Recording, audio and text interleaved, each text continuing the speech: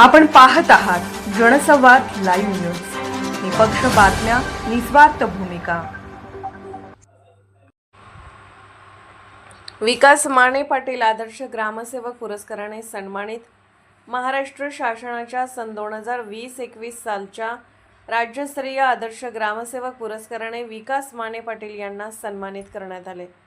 पुणे येथे पार पडलेल्या एका भरगच्च अशा कार्यक्रमात उपमुख्यमंत्री सुनेत्राताई अजितदादा पवार यांच्या हस्ते हा पुरस्कार विकास माने पाटील यांना प्रदान करण्यात आला. विकास माने पाटील यांनी सदर कालावधीमध्ये नांगोळे, लंगरपेठ, आगळगाव येथे केलेल्या अगदी उत्कृष्ट विकास कामाची दखल घेऊन महाराष्ट्र शासनाचा सन 2020-21 सालचा राज्यस्तरीय आदर्श ग्रामसेवक पुरस्कार जाहीर करण्यात आला होता.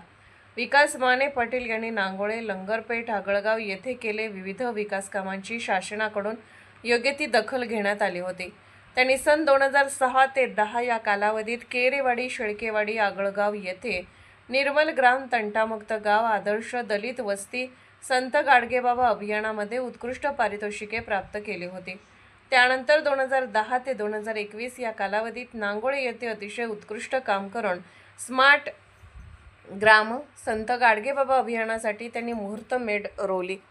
नांगोळे येथे प्रधानमंत्री आवास योजना, रमाई आवास योजना, वसंत घरकुल योजना, तांडा वस्ती सुधार योजना, दलित वस्ती सुधार योजना, आदर्श उद्यान, आदर्श ग्रामपंचायत इमारत, आदर्श कुस्ती मैदान, आदर्श स्मशानभूमी, आदर्श प्राथमिक आरोग्य उपकेंद्र, पर्यटन क्षेत्र विकास योजना, नरेगा योजना, बिहार पॅटर्न वृक्ष लागवड, जलबिरादरी, जलसंधारणाची स्वच्छता, पाणी पुरवठा, रस्ते, दळणवळण यांसारख्या उत्कृष्ट पायाभूत सुविधा व भौतिक सुविधा नांगोळे या गावात उपलब्ध करून दिल्या.